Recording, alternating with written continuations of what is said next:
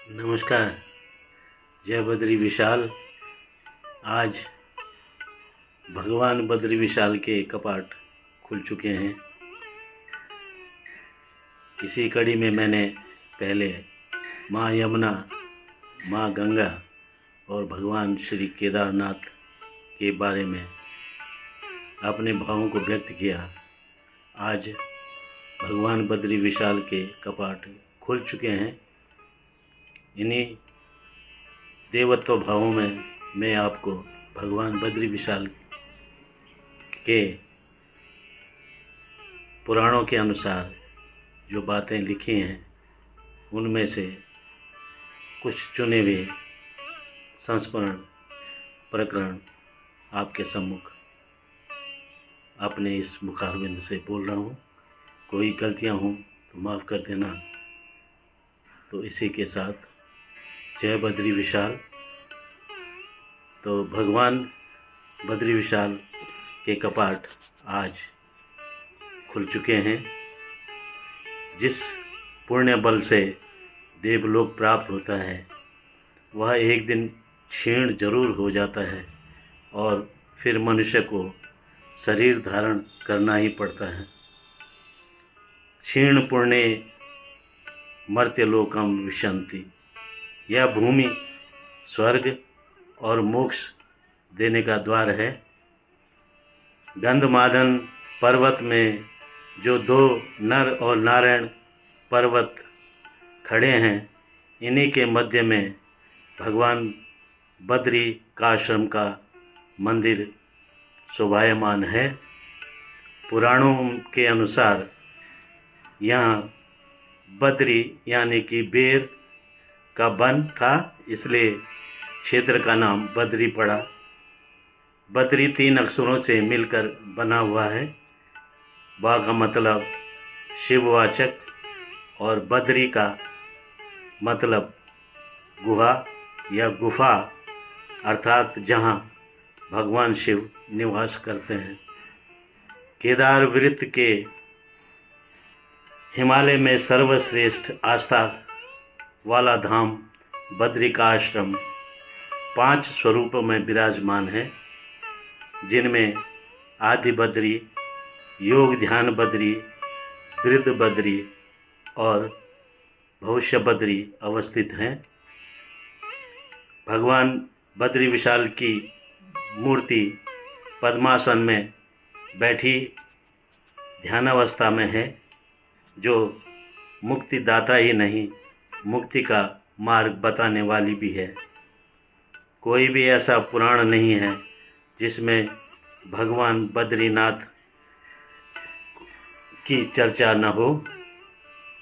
बद्रीश पंचायतन में मुख्य भगवान विष्णु की मूर्ति के साथ नर और नारायण के अलावा नारद, गरुड़, उद्धव, कुबेर और गणेश जी विराजमान रहते हैं।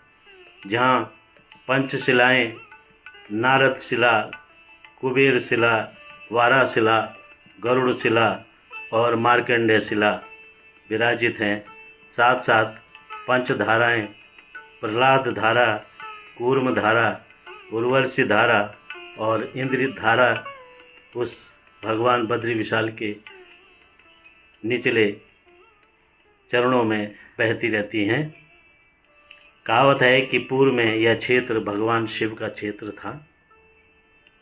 कालांतर में वो भगवान विष्णु क्षेत्र बना, जो सतयुग में तो मुक्ति प्रदा था, त्रेता में योग सिद्धि का,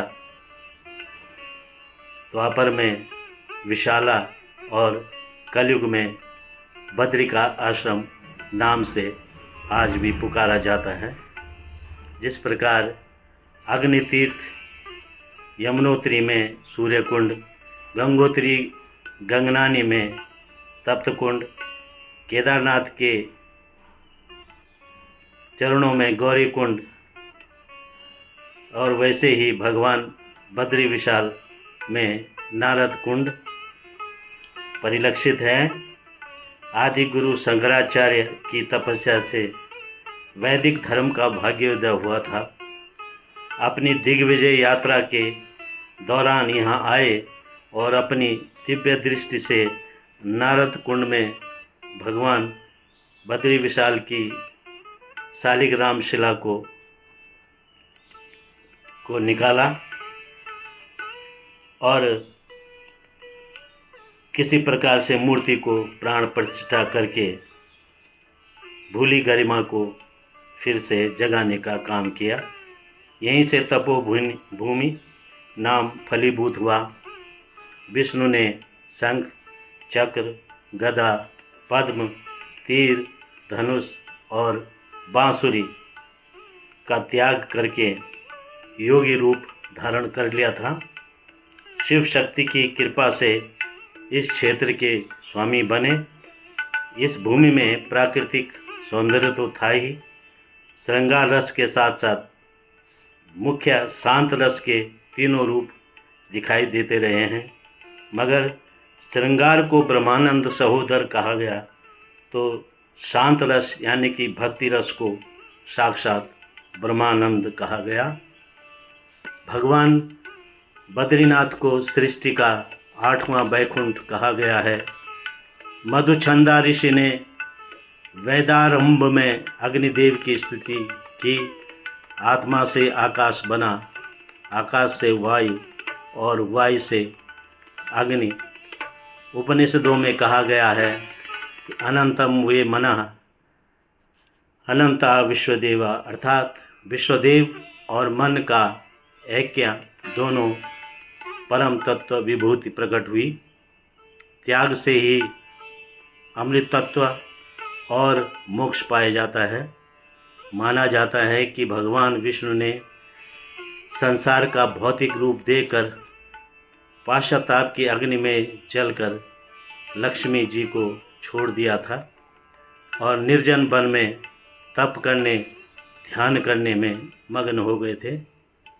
माता मूर्ति ने अपने पुत्र को इस शर्त पर तप ध्यान करने की इजाज़त दी कि तुम अपनी माँ को कभी मत भूलना। वे तपस्या में इतने लीन थे कि माँ को ही दी हुई शर्त भूल से गए। जब कोई सुध नहीं ली तो पिता धर्म, माता मूर्ति और पत्नी लक्ष्मी ढूंढने को निकल पड़े। तब मिले तो पुत्र ने दिल खोलकर उनका स्वागत किया। परिवार ने उनकी घोर तपस्या को देखकर दूर कहीं अपना वास बना दिया। इस शर्त पर माँ ने कहा कि इस शर्त पर कि साल में एक बार तुम्हें माँ को मिलने के लिए आना ही पड़ेगा। माँ और पत्नी गंगा की स्वीकृति को लेकर भोजपत्रों के सुंदर वनों में अपना जीवन बिताने लगे। पिता ने भी अपना तप क्षेत्र सरस्वती नदी के किनारे अर्थात वसुधारा बनाया। तभी से तीनों क्षेत्र को धर्म क्षेत्र, माता मूर्ति क्षेत्र और लक्ष्मी का क्षेत्र के नाम से भी पुकारे जाते हैं। मान्यता यह भी है कि पति की घोर तपस्या में लीन आंधी तूफान, जाड़ा गर्मी बरसात झेल रहे भगवान विष्णु लक्ष्मी ने अदृश्य रहकर बेर वृक्ष का रूप धारण कर उनकी रक्षा की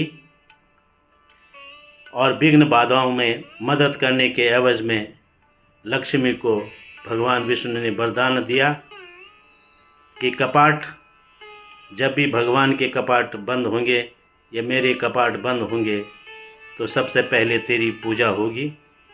और आज भी सदर्द कर मुख्य हमारे भगवान बद्री विशाल के रावल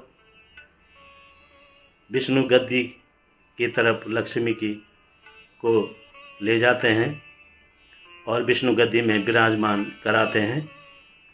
तभी तो भाद्र पक्ष की पावन द्वादशी को भी परंपरा के अनुसार भगवान की उत्सव मूर्ति अपने माँ को दिए हुए वचन के अनुसार माता मूर्ति को मिलने के लिए हर साल जाते हैं, जहाँ माता मूर्ति का एक हर साल बड़ा मेला भी लगता है। उग्र तप करने पर उन्होंने शिव को प्रसन्न किया और वर मांगा कि हे भोलेनाथ, आप सदा हिमालय में ही निवास करना। तो भगवान केदारनाथ में निवास करते हैं, महाकैलाश में निवास करते हैं। धामों की मर्यादा अक्षुण्ण बनी रहे, उस अतीत और उस अनागत की याद दिलाता रहे, जिसके बीच हम सभी आज सांस ले रहे हैं और चल फिर रहे हैं। यह पावन भूखंड आज भी हमको अमर संदेश देता आ रहा है, और इसी संदेश के साथ मैं आप भगवान बद्रीनाथ जी की यात्रा करने वाले सभी श्रद्धालुजनों को शुभकामना, मंगल कामना, सुख समृद्धि की कामना के साथ मैं आपको विराम देता हूँ। धन्यवाद। नमस्कार।